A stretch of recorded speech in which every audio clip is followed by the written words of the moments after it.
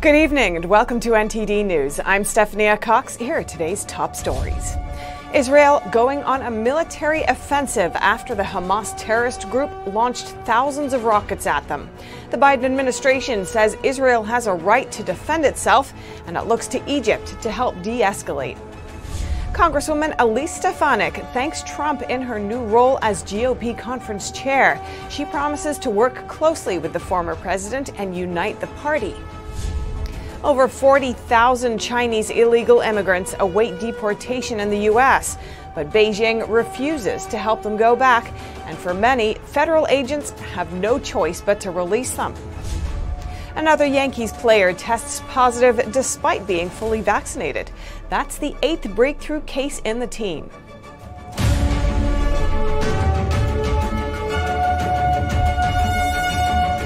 Tensions between Israel and the Hamas terrorist group continue with no end in sight. Today, Israel bombed Gaza with artillery fire and airstrikes, and in the last 5 days, Hamas fired almost 2,000 rockets at Israel. NTD's Jason Perry has the story. One of Israel's recent attacks killed 13 Palestinians, including a mother and her 3 children, according to Gaza health officials. Israel says it makes every effort to preserve civilian life, including warning in advance of attacks. The Israeli offensive included 160 aircraft, as well as tanks and artillery firing from outside the Gaza Strip, according to an Israeli military spokesman. The Israeli military says they are targeting an elaborate system of tunnels underneath Gaza that operatives of Hamas use in order to move, hide, and take cover. Palestinian militants have persistently fired rockets into Israel since Monday as retaliation for Israeli police clashing with Palestinians near Al-Aqsa Mosque, Islam's third holiest site in Jerusalem. This is now the most serious fighting between Israel and Gaza militants since 2014.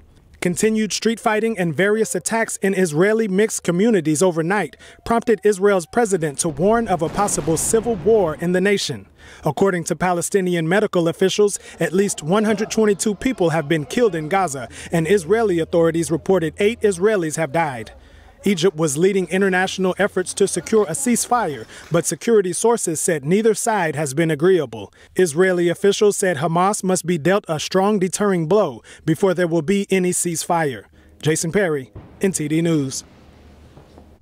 We spoke with people in Israel and asked them how it is to be there on the ground during this week of conflict. NTD's Arian Pazdar has that story. Daniel lives just half a mile from the Gaza Strip, where the rockets are being fired from. He lives in a so-called kibbutz, a small collective community of just 500 people. He explained what happens when conflict arises, like during this week. The young families with the little children, they don't stay in a kibbutz. They leave the kibbutz till the war is over. We also spoke with Ophir, who lives in a city relatively close to Tel Aviv.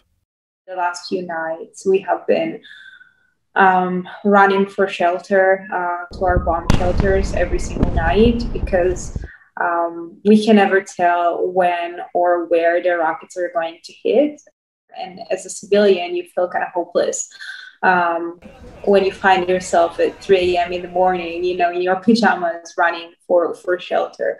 She says the current conflict is even harder to endure than the last one in 2014. The rockets fly longer distances and they inflict far more damage and civilian casualties than they did in 2014. But even amid all those tensions and living so close to the Gaza Strip, Daniel still has hope for the future. Peace, it will happen. I believe in peace. I'm very optimistic even in these days. Yes, and I believe that it can change. He added he thinks if it were up to the citizens themselves, there would be peace already. Arian Pazdar, NTD News. The White House says the U.S. will communicate with Egypt to de-escalate the situation in Gaza. NTD's Kevin Hogan spoke with an expert on how Egypt can help, and he brings us more from Israel's Prime Minister. The White House on Friday addressed the ongoing conflict between Israel and Palestine. I think it's also important to remind people Hamas is a terrorist organization. Hamas does not represent the views the families, the people who are suffering, all of the Palestinian people who are suffering as a result of this violence. But there's no justification for 1,500 rockets coming from Hamas into Israeli communities in Israel either. The White House's objective is to work toward de-escalation. Psaki said from the presidential level on down, there are many conversations between leaders of states in the region. Those include Israel, Palestine, and Egypt and Tunisia that she says may be influential on Hamas. National security expert Professor Stouffer says Egypt has played a constructive role in mediating in the past. He says now Egypt has a better relationship with Israel, partly for economic reasons like Israel selling Egypt natural gas and more. And they've been helping Egypt develop water resources through desalination and many other steps that are being taken to share intelligence about the Sinai. So the Egyptians try to pay back by helping, being the only interlocutors that can meet with the Gaza leadership and with the Israeli leadership and to try to work out ceasefire. Press Secretary Jen Psaki said their human reaction to the carnage drives the administration's efforts to de-escalate. And she says to achieve an effective outcome, sometimes conversations with leaders in the region need to be kept private. Israeli Prime Minister Benjamin Netanyahu says that since Hamas attacked their capital on their holiday, the terrorists are going to pay the price for it.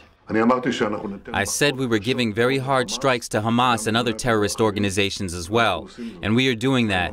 In the last 24 hours, we have attacked targets underground. Hamas thought it could hide there, but it cannot hide there.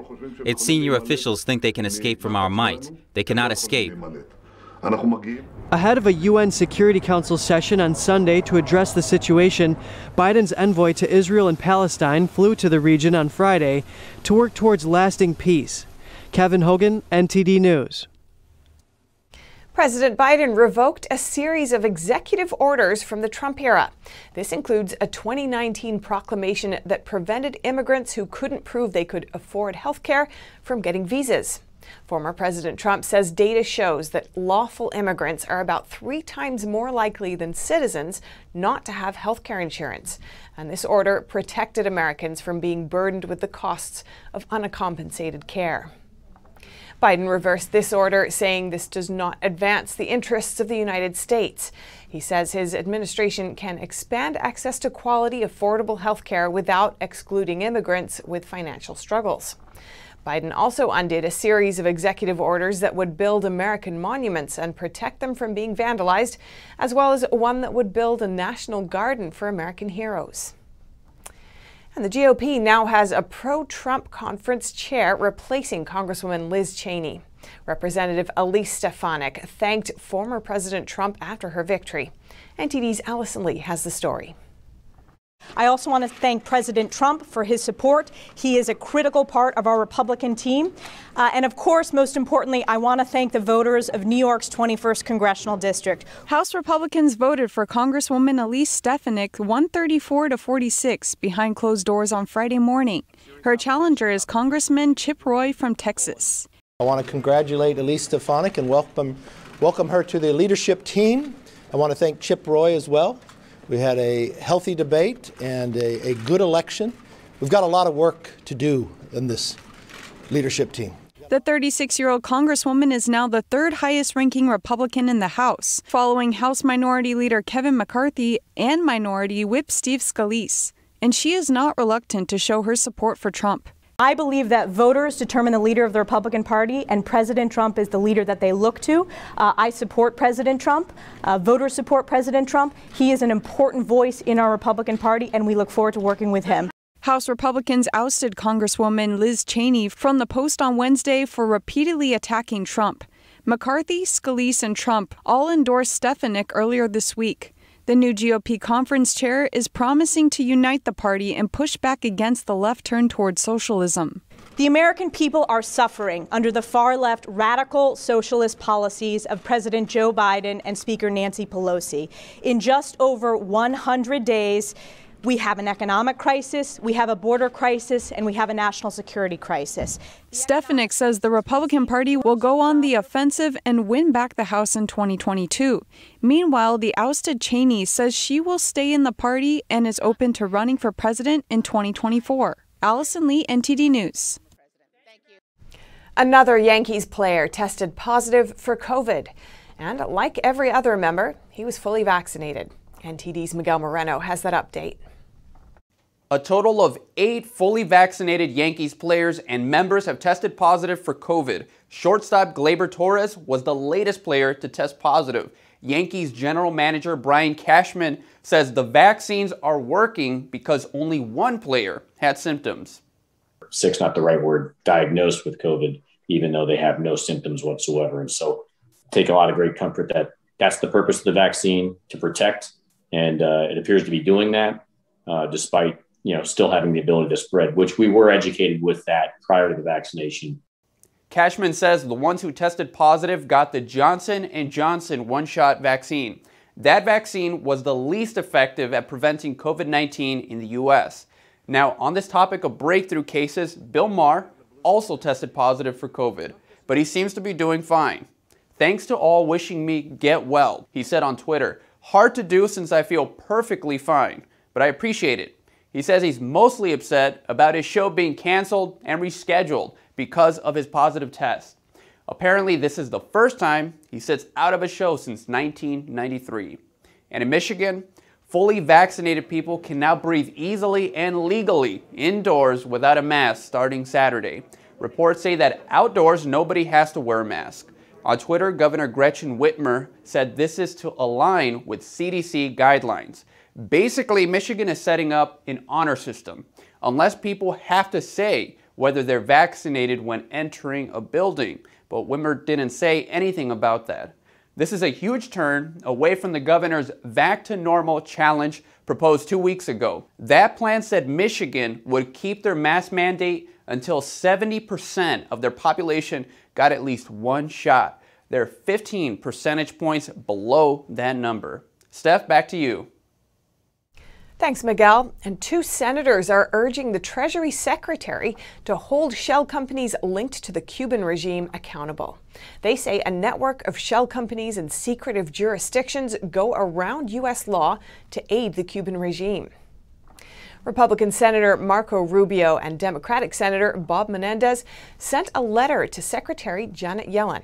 In it, they expressed their concerns about the link between the Cuban regime and a network of shell companies. They buy, sell, and charter the ships that bring in chemicals, fuel, and construction supplies needed to build the growing tourism sector and export minerals. The senators urge Yellen to use all available tools to hold accountable the individuals involved. They're asking Yellen to provide a briefing on this specific matter.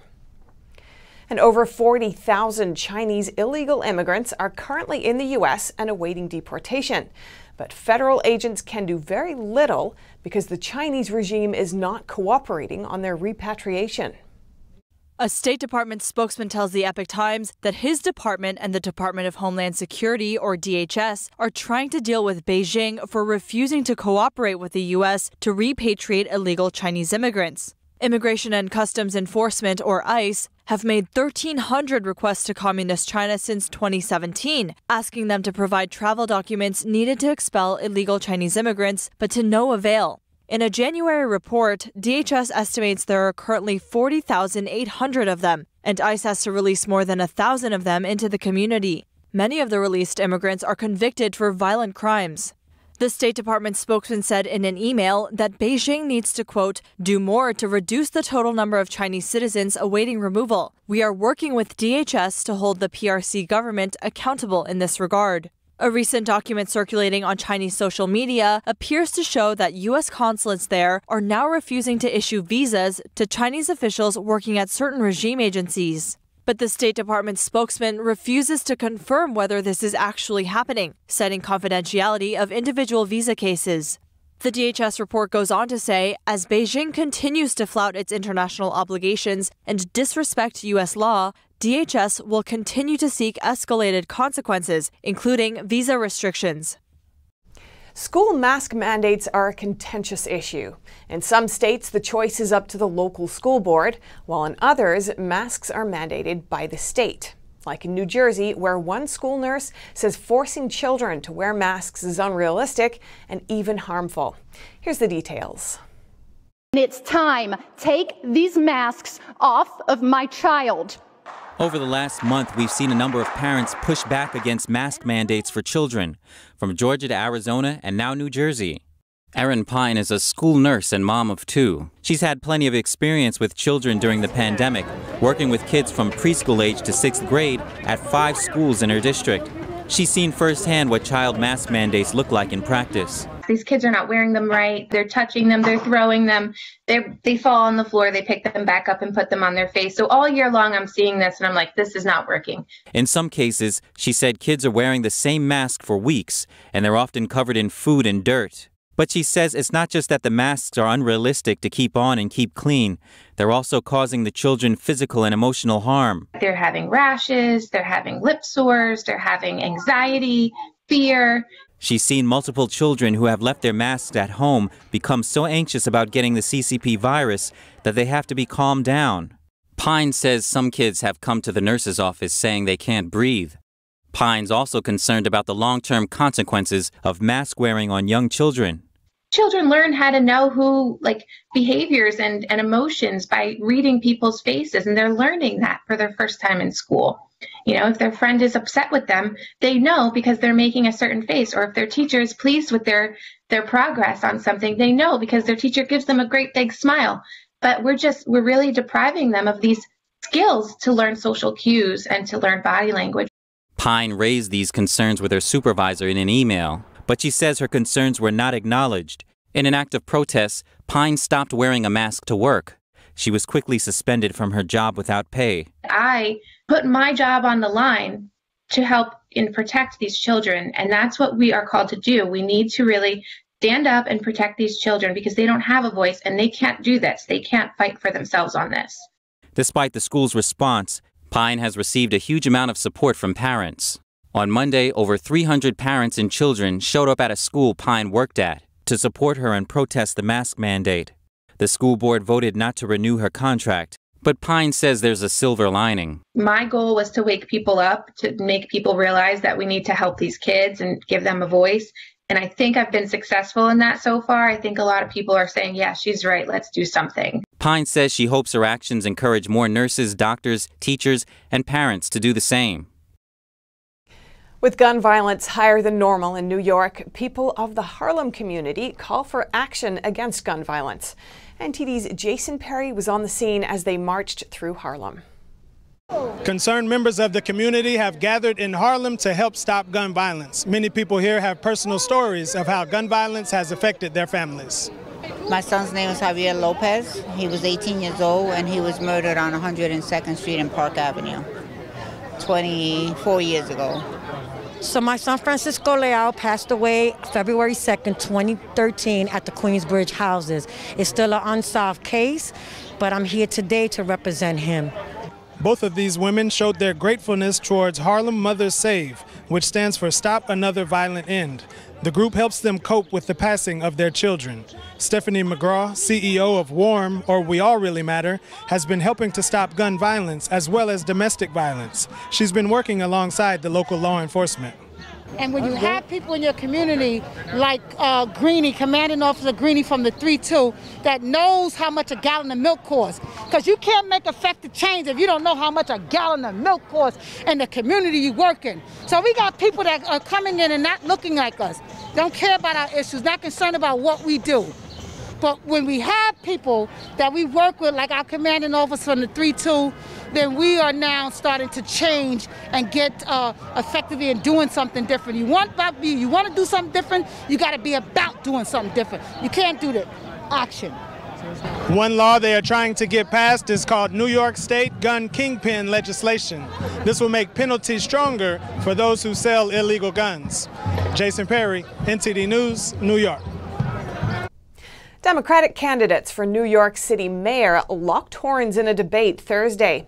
They're courting voters ahead of a June primary. A group of 8 Democrats squared off in a testy debate Thursday. They're seeking their party's nomination for New York City mayor, touting their own achievements. No one in this campaign has had the experience I have rebuilding after 9/11 from the Great Recession. And with all due respect, Ray, no one has that experience of really making sure we come back. And defending themselves. I say every time we get together on one of these Zooms, Sean showed that he continued to be completely uninformed by the facts. Civil rights lawyer Maya Wiley went after Eric Adams, the Brooklyn borough president and a former police officer, over police misconduct.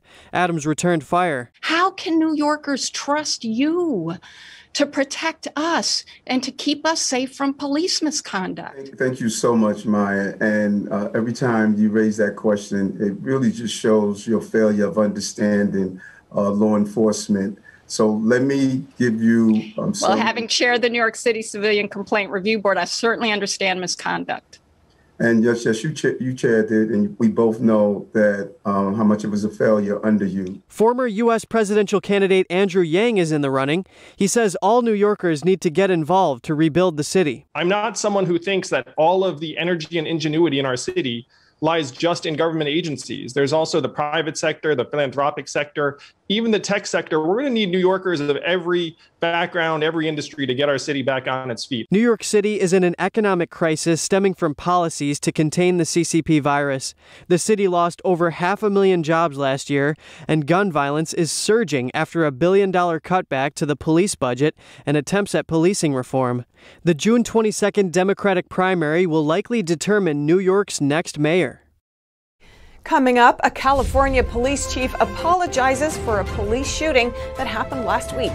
A suspected car burglar was shot in the wrist by a plainclothes officer. And rampant shoplifting in San Francisco has led to more store closures. Retailers like Walgreens and CVS are victims of organized crime. That and more here on NTD News.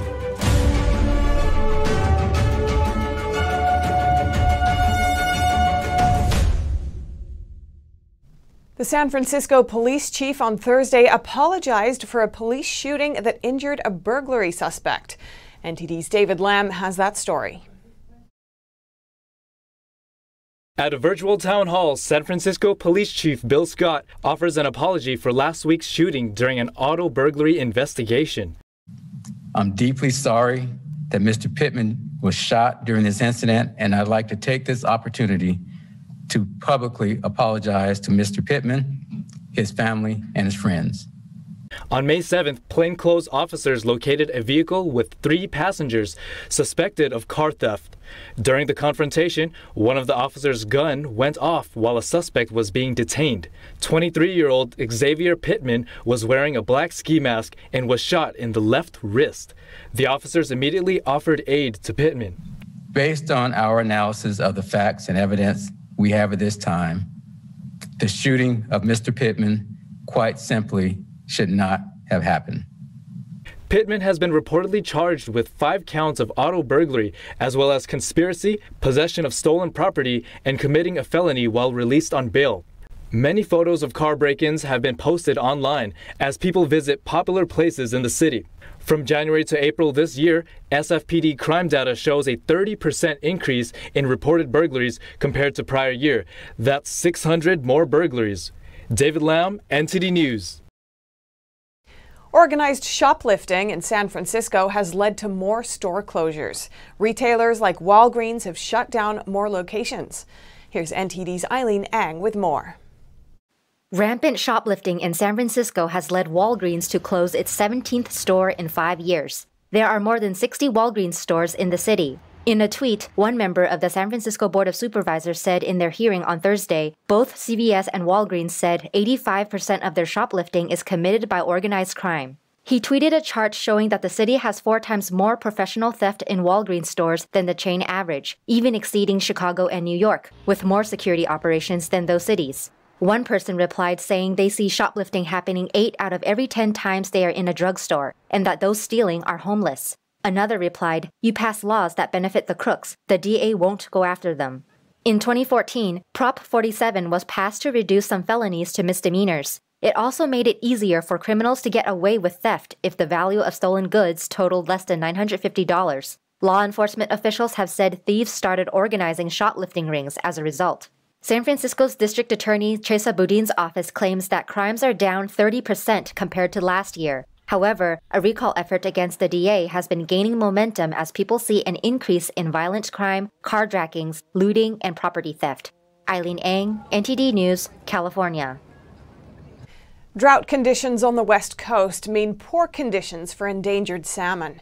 California fish and wildlife officials are working to boost the number of fish that make it to the ocean by lending them a hand on their journey to the ocean. California fish and wildlife officials plan to truck 17 million young salmon downstream to help them survive drought conditions.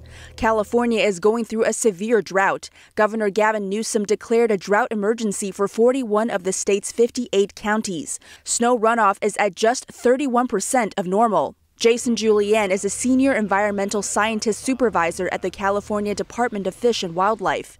He says his agency needs to step in to protect the salmon. So this is a response to the drought conditions that we're currently experiencing here in California.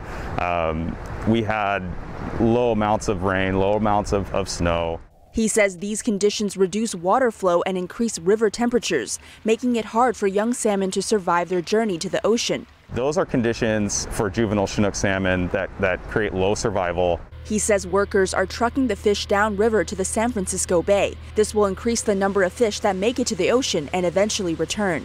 Julian says scientists track the number of adult salmon that make it back to the rivers, and droughts are a primary factor that affect those numbers. Harry Morse is a public information officer with the California Department of Fish and Wildlife. He says getting more salmon to the ocean is the key to beating the drought. So what happens during drought years is that unless we make a tremendous effort, the number of fish that get to the ocean is much diminished. And they have a tough life in the ocean. So if you start out with a small number, you're going to end up with a small number coming back. Morse says the department hopes to see at least 350,000 adult salmon return upriver. He says in some years that number has dropped as low as 55,000. He adds that this year's conditions are terrible for the fish. And it's what we call an emergency situation. We have a number of critical elements. Once we click those, the water temperature, the flow, the predation, all the different things that are going on, then we know we have to really go into high gear to make sure these fish survive. California's agricultural industry, which competes with the fish for water, and hazardous fire conditions are also feeling the impacts of the severe drought. The deadline to file your taxes is almost here. Next Monday, May 17th, is tax day, the official deadline for individuals to file their 2020 federal tax return. That's a month later than usual because of the pandemic. But don't expect your returns anytime soon. An unusually large backlog of returns from 2019 and 2020 are being processed and are likely to be delayed. The IRS also says it's taking longer to process mailed documents, such as paper tax returns and related correspondence.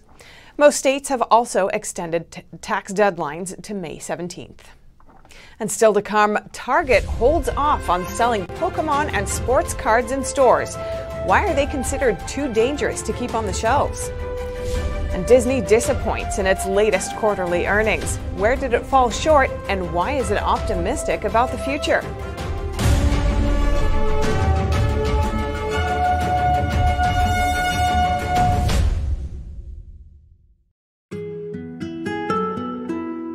There's cultures that have been lost, but this culture hasn't been.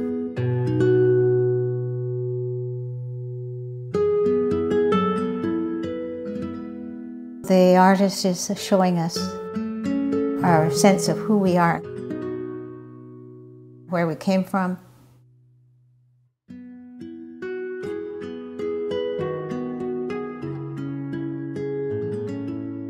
You look at his hat. His hat is knitted probably by a man because a man traditionally knitted the hats. That hat tells you the story of who this person is, what his place in the culture is, the animals around him. Everything's all contained in the messages in the hat. And the tool that he's carrying over his shoulder. This is a centuries-old tool that has been able to rework the mountains. Those traditions are invaluable, and if we don't honor those traditions, then we're rootless. The artist is showing us the value of maintaining our culture and respecting our culture.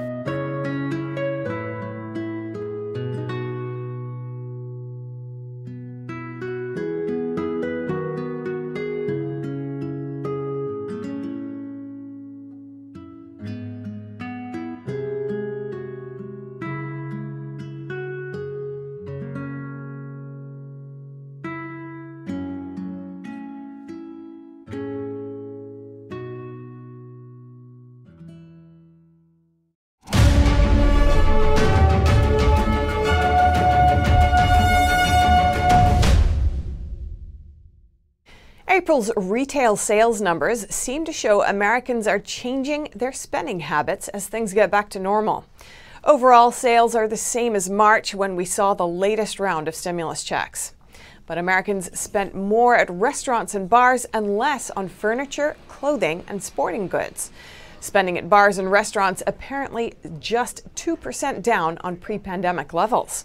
Americans did spend more on cars last month. Low supply has driven up prices, but what a difference a year makes.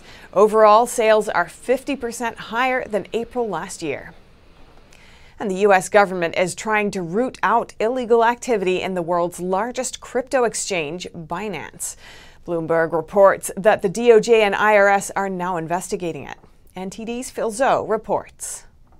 The biggest crypto exchange in the world, Binance, is reportedly under investigation by the IRS and the Justice Department. That's according to a Bloomberg report Thursday. The agencies have not accused Binance of wrongdoing, but want more information on people who potentially use the platform for illegal activities such as money laundering and tax evasion. A blockchain forensics company, Chainalysis, says there are more funds transacted related to criminal activity on Binance than any other crypto exchange. The company said, "We take our legal obligations very seriously and engage with regulators and law enforcement in a collaborative fashion."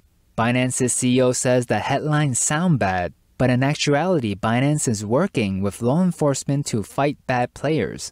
Binance was founded in Hong Kong only 4 years ago, but quickly became the top crypto exchange. It succeeded largely without government supervision, just like much of the crypto space. The firm is incorporated in the Cayman Islands with an office in Singapore. It claims to not have a single physical headquarters. Phil Zhou, NTD News. Pikachu has gotten too dangerous for Target to sell, for the time being anyway. The retailer is suspending sales of all Pokemon and sports trading cards in its brick-and-mortar stores. Last week, a Wisconsin Target was locked down after 4 people assaulted a man over sports trading cards. They've skyrocketed in value during the pandemic.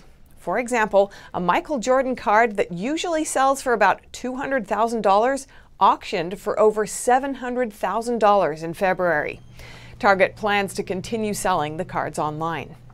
Competitor Walmart says it will keep selling cards in its stores. And Americans seem to be flying more than at any other time during the pandemic. The Transportation Security Administration says it screened 1.7 million travelers Thursday.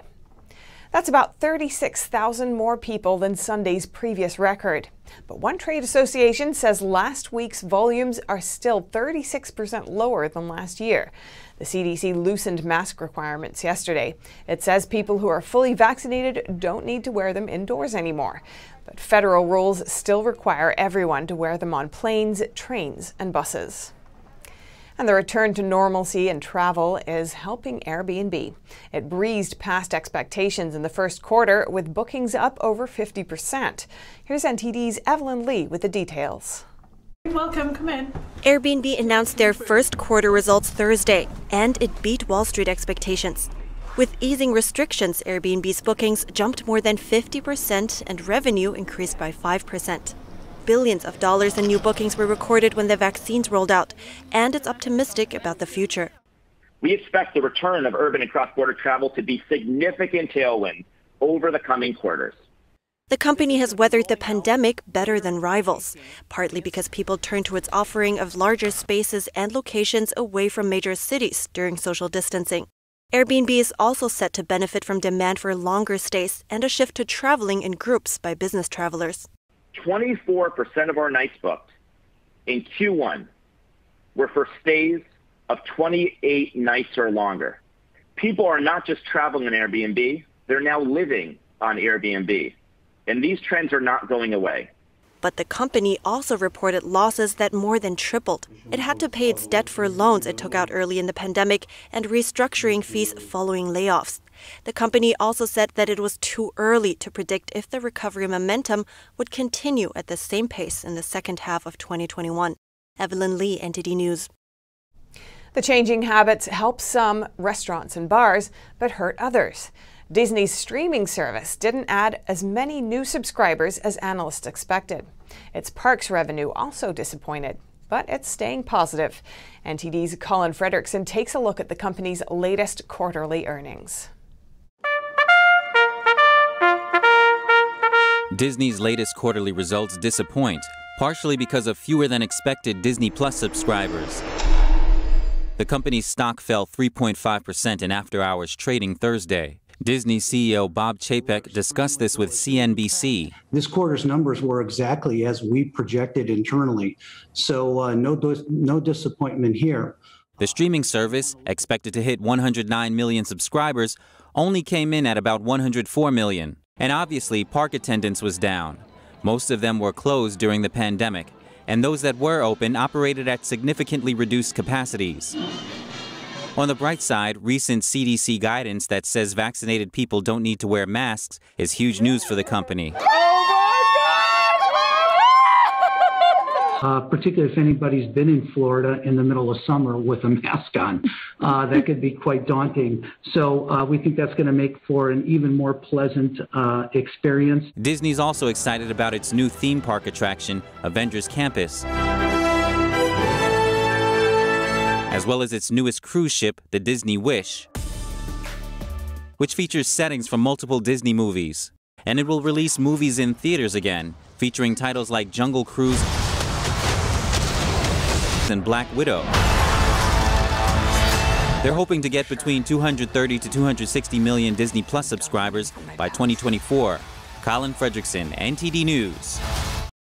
Coming up, the Indian virus variant may put the UK government's roadmap out of lockdown under pressure. Cases more than doubled in a week. And the UK's Home Secretary has plans to make spreading disinformation on behalf of hostile states like Russia and China a crime. That and more here on NTD News.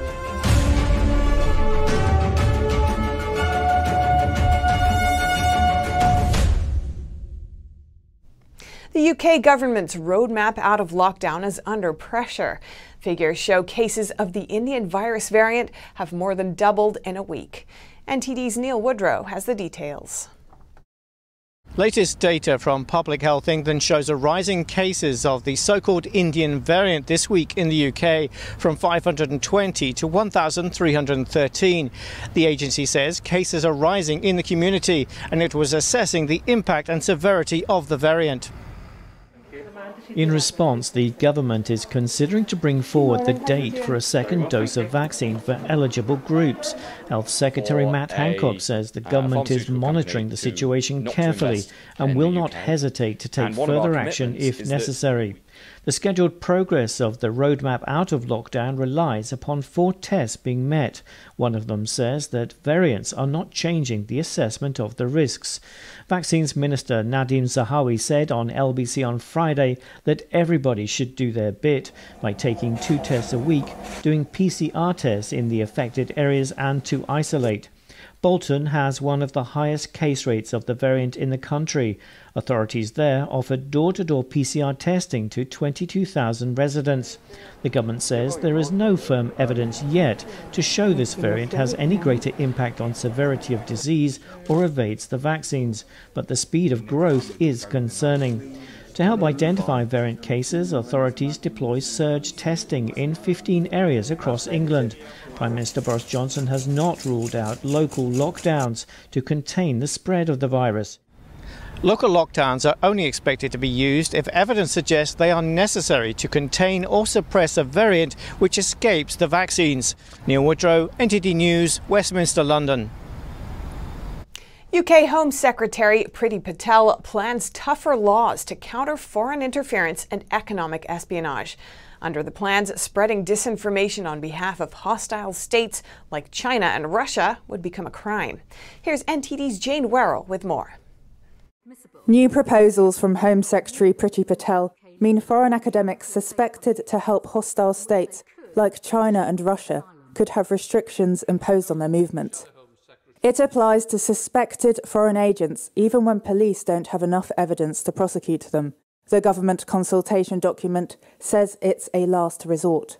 In the proposal, Priti Patel says an order to impose the restrictions could bypass the courts. The changes come amid fears that Chinese agents are stealing intellectual property from British universities and concerns over activities of Russian spies following a nerve agent attack in Salisbury.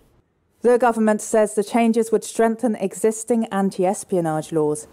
It also means people could be criminalised for spreading disinformation on behalf of hostile states. It's part of a package of measures that will create a US-style register of foreign agents. Jane Werrell, NTD News, London. Ireland's health service has been forced to shut down its IT systems after it was hit by a significant ransomware attack overnight. The Republic's health service said all of its national and local systems were affected. As a result, it temporarily shut down its systems as a precaution. Police and military cybersecurity teams are supporting the health service. The cyber attack affected many services, including GP and COVID-19 test referrals. But they say the vaccination program has not been affected and are urging people to attend appointments as normal. And coming up, a UK restaurant prepares to welcome a flood of customers upon reopening. The chef says she's shocked by the reception she's getting from the public. And a rare 4.5 billion-year-old meteorite that crashed to Earth earlier this year on display at London's Natural History Museum. Visitors can see it from May 17th when the museum reopens. Find out more in just a moment here.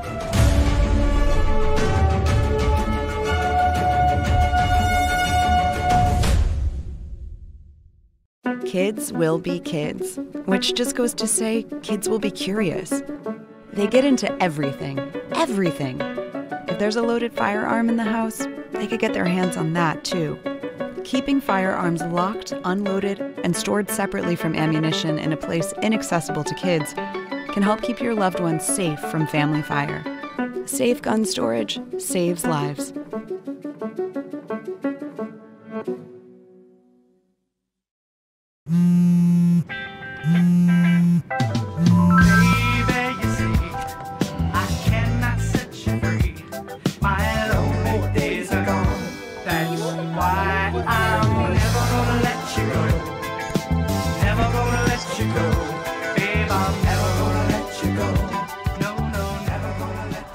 Here you go. Thank you. Thank you.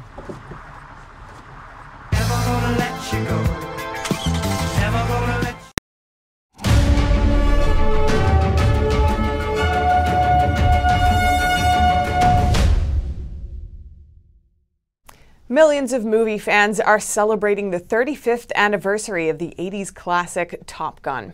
That's as they prepare for its sequel coming to theaters later this year. NTD's Andrew Thomas has the story. Producer Jerry Bruckheimer says he doesn't know why the film became an instant classic. But actor Rick Rossovich, who played Slider, credits the movie's complexity for its success. It's like a fine wine to me. It gets better and better because the film really has there's a lot of complexity to it. There's a lot of emotional layers. A lot of things happen in the film that are kind of heavy, and then it's all of a sudden it's action, and all of a sudden it's romance, and all of a sudden it's the music. Rossovich wouldn't reveal if he's in the new film. Bruckheimer says he's hoping to capture that same spirit again when the film's sequel is released in November. In the 1986 film, Tom Cruise played cocky pilot Maverick. He was one of the top students in the Navy's program for elite fighter pilots, engaged in a bitter rivalry with fellow pilot Iceman, played by Val Kilmer. Well, Maverick is still Maverick. That's all I'm going to tell you. He's still the Maverick. He's still an engaging, fun character. And we take him on a really nice ride. He goes through a really nice character arc in this movie, and I can't wait for you to see it.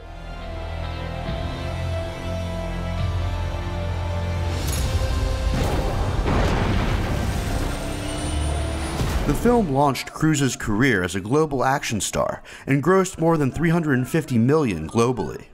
The sequel features actor Miles Teller as the son of Anthony Edwards' pilot, Goose, who was killed during a training exercise in the first movie.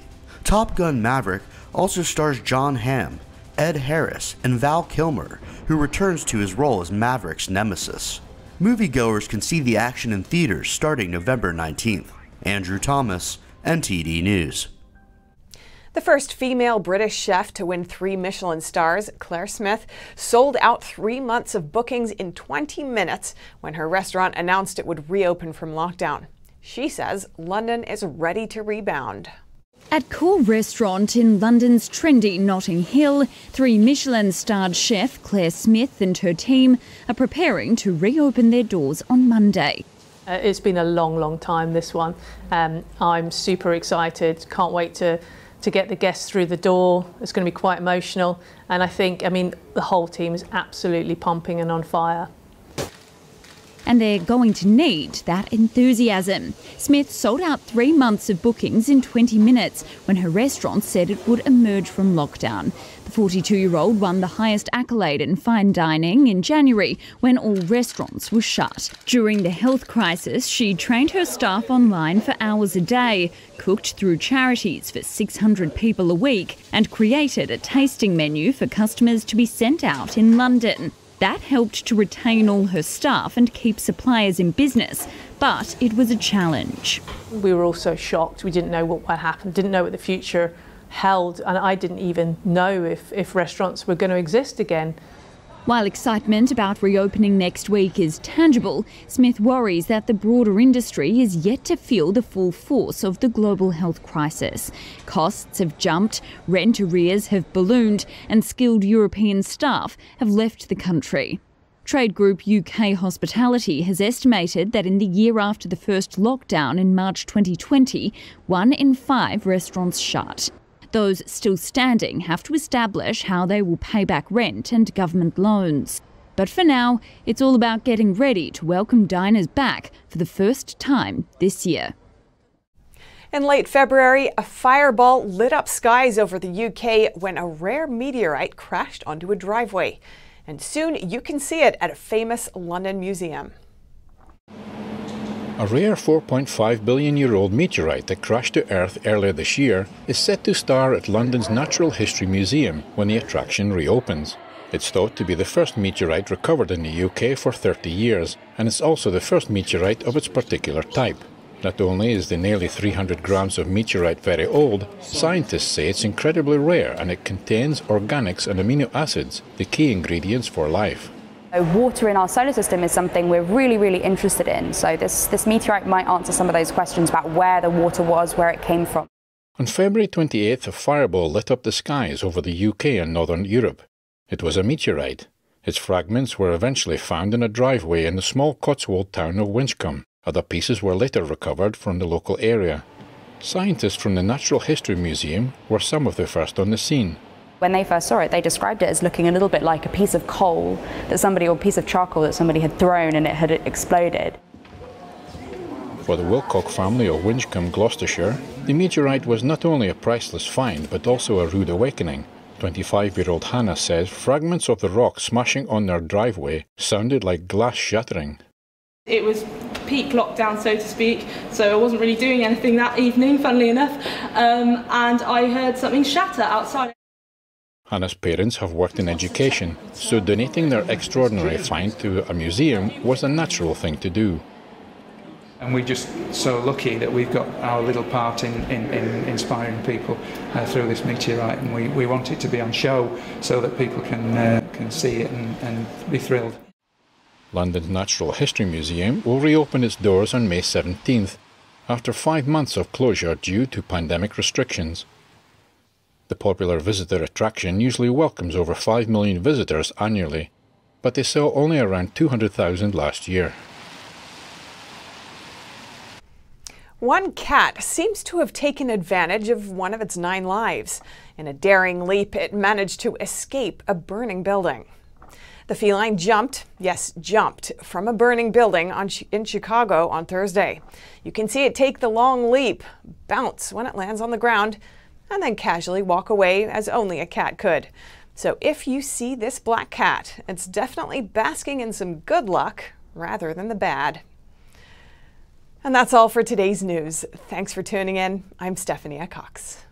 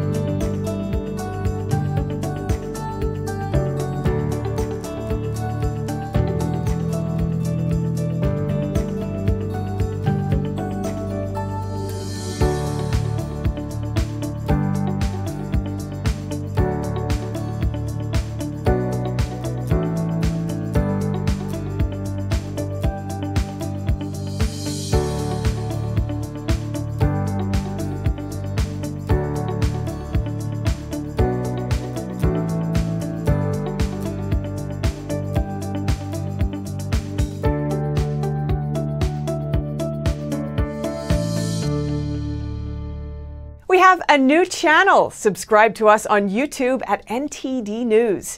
Get the highlights of our news broadcast and the most important headlines that we curate especially for you. Don't miss out on important news. Our videos are being deleted. So if you don't want to be cut off from honest news, take a moment to sign up for our newsletter at newsletter.ntd.com so you don't lose access to NTD. Go to newsletter.ntd.com to sign up for our evening newsletter.